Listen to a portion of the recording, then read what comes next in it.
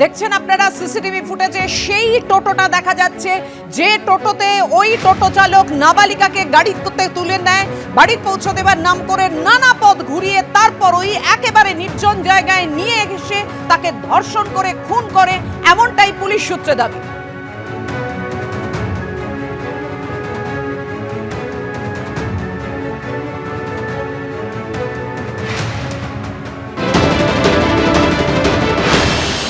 মেয়ে जो আমরা এখন অবধি পাচ্ছি কিছু টাইম হেঁটে হেঁটে যাচ্ছে, তো we are tracking her through the CCTV footage ধরে আমরা ট্র্যাক করছি মেয়েকে। তারপরে দেখা যাচ্ছে কি একটা টোটোতে উঠছেও, তো ওটা we are investigating and verifying. তো ওর পরেই আমাদেরকে পুরো পিও সাইডে মানে আমরা ট্র্যাক করে করে ওটা কালেক্টিং এভিডেন্সেস ওটা পাওয়া গেছে কি ও টোটো ড্রাইভার যে অ্যাকিউজড আছে ওই ওকে তুলেছিল টোটোতে, তো তারপরে গিয়ে এটা ইনসিডেন্ট ঘটিয়েছে। নিরাপত্তা নিয়ে বড় সড় প্রশ্নচিহ্ন সামনে, কারণ যে ভয়ঙ্কর মারাত্মক ঘটনা সামনে এসেছে।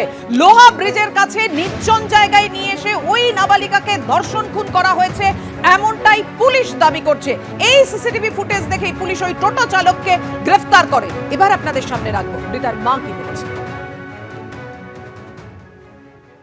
এই যে টোটো চালককে গ্রেফতার করা হলো, আপনি কি বলবেন? আপনি তো প্রথম থেকে তদন্তের দাবি জানাচ্ছিলেন, আপনার প্রতিক্রিয়াটা। আমি চাই তার ফাঁসি হোক। যারা যে টোটো চালক করেছে সে তো, আর ওর সঙ্গে যারা জড়িত ছিল তারা, তাদের যেন একটা অপরাধী বাদ না যায়, আর প্রত্যেকের যেন ফাঁসি হয়, আমি এই তো দাবি করি।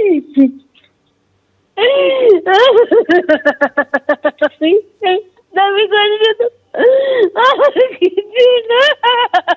আরো কেউ যুক্ত বলে মনে হয় আপনার? মনে তো হয়, একার দ্বারা এত কিছু সম্ভব না।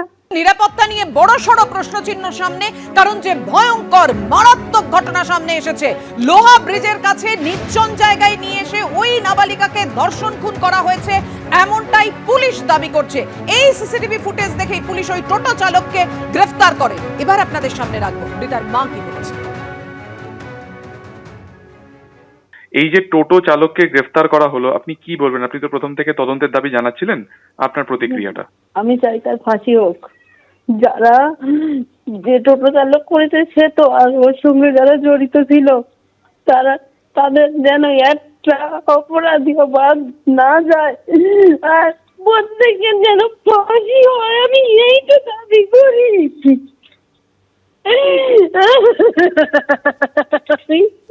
দাবি করি তো কিছু না। আরো কেউ যুক্ত বলে মনে হয় আপনার? মনে তো হয়, একার দ্বারা এত কিছু সম্ভব না।